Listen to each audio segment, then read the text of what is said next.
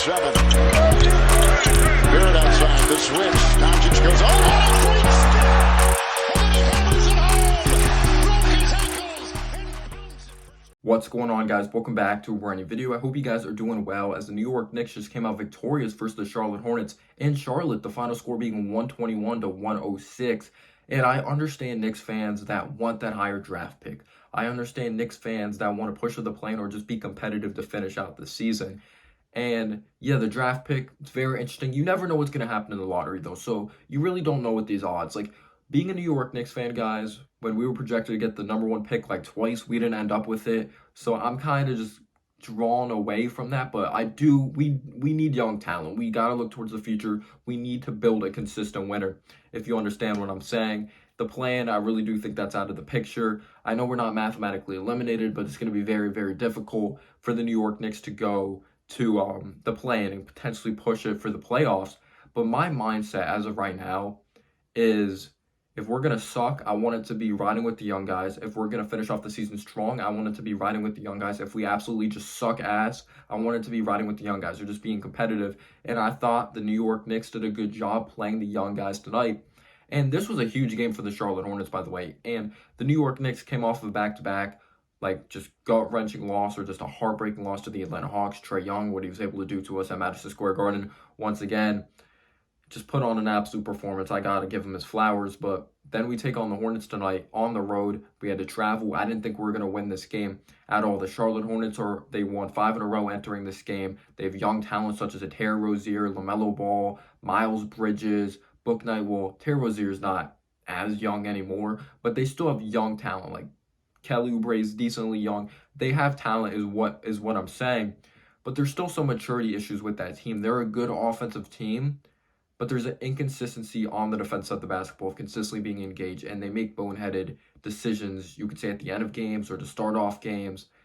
So obviously the big-time storyline is Julius Randle continues to be out. Who knows if it's a true injury? Maybe he had a discussion with the front office, and the front office wants him to sit out, kind of like disciplining him a little bit. Hopefully it's in a good manner, or it's just in a professional manner. So if Julius Randle is hurt, though, I wish him a speedy recovery, and I wish him to just get back before you know it, because you never want to see someone get hurt, even if they're struggling. I don't understand people that want Randle to be hurt. It's just selfish. It's just, you're just an asshole. Like, he's a human being at the end of the day. He's been playing bad basketball, but you don't want to see someone fail at what they love, and you don't want to see someone just hurt. And obviously, Mitchell Robinson was out with a back issue. So I was like, the Knicks aren't winning this game. Hornets on a 5-game winning streak. They want to make sure that they really secure that spot for the play-in and could potentially make the playoffs. Like, we have these guys banged up. It's just over. We're not going to win this basketball game. I just wanted to be competitive at that point. But the New York Knicks were in control of this entire game pretty much. There was that scare in the third quarter we're going to get into. Jericho Sims got the start. Obi Toppin got the start. And I thought we did a great job just making sure everyone was flourishing out there on the basketball court. It was no give it to one guy, treat him like Carmelo Anthony. And you could have this stance. Randle makes us better as a team than we are now. He makes us worse than our current state right now. But we played a team brand of just fundamental, great basketball out there on the floor. Jericho Sims setting a screen. We found him rolling to the basket. Lob threat, lobbed it up to him. Jericho Sims, I believe, finished with 10 points. He did struggle on the boards. We're going to be getting to just the overall basketball club struggling on the boards. But we didn't consistently always make the right read because we don't have the certain personnel at the point guard position to always find Obi. But I thought we did a good job utilizing Obi. Anyone that's, like, at this point really frustrated that we can't find Obi at times, like, yes, I'm frustrated too, but we just have to accept the reality. We don't have that guy that can make certain reads and really just, like, thread the needle and find Obi every single time if it's in the open floor, or just him running the break, or just setting a screen, rolling to the basket, or cutting very hard. But Obi, he had over double digits, or he had double digits in that first half. He knocked down a three, had a nice drive to the basket. He did a good job cutting, utilizing his athleticism, running the floor like an absolute beast. I didn't think his defense was that bad either. I really got to give credit to Obi Toppin. He played with a lot of energy. This overall team played with a lot of energy. Alec Burks, he shot the ball fairly well. The fourth quarter was like, why the heck are you shooting that? Like, when he takes those off-balance, weird push shots. He did make a ridiculous layup. Burks has been scoring the ball better lately. He made some nice passes out there on the floor. I thought he played hard. Doesn't necessarily mean he played smart. He was one of the main reasons though the Hornets started to cut this into like a I believe a 6 or 7 point game was the closest they cut it to because the defense was not the greatest. We were up by 20 points at one point in this basketball game. We made 23s. Evan Fournier actually broke John Stark's regular season 3-point record, which is just insane because Evan Fournier, we know his deficiency on defense. Sometimes he could do a little too much offensively, but you could also say the offense is extremely bland. And I feel like we would be looking at Evan Fournier a lot differently if he wasn't a starter, wasn't getting paid as much money, and if he was coming off the bench. But Fournier, he was knocking down threes from the outside. RJ Barrett, he didn't have some huge first quarter, but I thought he was making the right reads. He was letting the game come to him. He looked like the first half RJ of that Atlanta game. He looked like a true leader out there on the floor. He was communicating, making the right passes, just shooting when he had to shoot.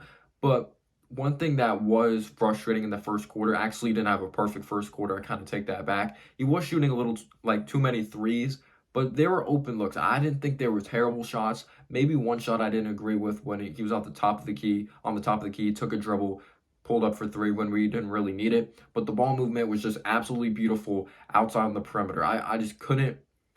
I was just very happy. I was very happy to just see good basketball. And we played with active feet. We played with active hands on the defense side of the basketball.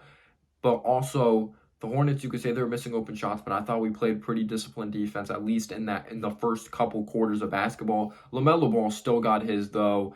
Terry Rozier still found ways to tear us up. I thought Martin was pretty solid on both ends of the floor.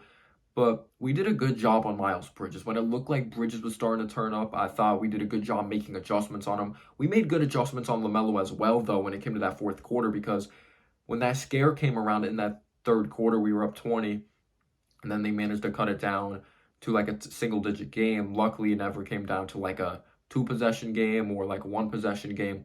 But I believe LaMelo didn't score at all in that fourth quarter. He still managed to finish with 34 points, but he was unbelievable. He couldn't be touched in that third, and there was just some very big-time scares. Plumlee was killing us on the offensive glass. We allowed offensive rebounds like crazy. We were not able to position ourselves. We were not able to rebound at all. But getting back to RJ Barrett didn't have this crazy good first quarter, but started to settle down in that second quarter, played good basketball, drove the lane very, very well. He was very patient, catching guys on his hip, not forcing a lot of shots around the rim like you could say he did in the second half of that Atlanta Hawks game. But again, just unselfish, played with energy, played with urgency.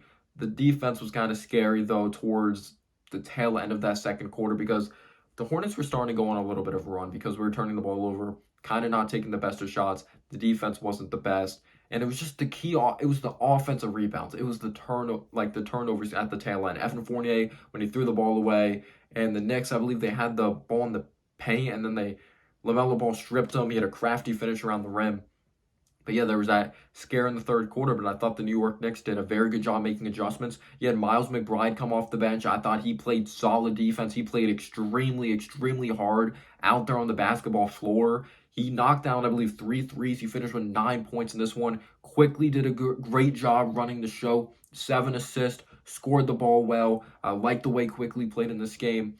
And when it looked like the Hornets were starting to come back, or when there was that scare with Miles Bridges driving down the lane, allowing offensive rebounds, dribble penetration, a Terry Rozier, like the Hornets when they're starting to do their thing and feed off the crowd, RJ Barrett responded with a great drive to the basket, a huge three from the outside. RJ finished with another 30-point night. And the thing that was so impressive about this 30-point night is that it was efficient. I believe it was on over 50% shooting from the field. He didn't miss a free throw tonight. He knocked down his threes like at the tail end of like in that second half of the second half of this game. Like, if you're bashing RJ tonight, I don't know what to say. Maybe you could nitpick, yes, to knock down that little floater push shot, put more touch on that. But I'm just happy with the way the Knicks played tonight. I really am. Like, Alec Burks' defense kind of scared me in the fourth quarter. Maybe you wanted to see Jericho Sims more than Taj Gibson in the fourth quarter. And you don't want to see Fournier forcing shots, Burks forcing shots in the fourth. You could say RJ should have had more. But, yes, probably not going to make the plan. Probably not going to get, or yes, our draft pick odds dropped to maybe back to 12. It's just so close with San Antonio and New Orleans. But we got to see the young guys. We got to see a W. This was against a competitive young team fighting for the play-in. This loss really hurts the Hornets. Hopefully they bounce back. But we take on Miami next. Not going to be easy. Let me know down below your thoughts. I really appreciate your support. And as always, guys, have a humble day or night. Peace out, y'all.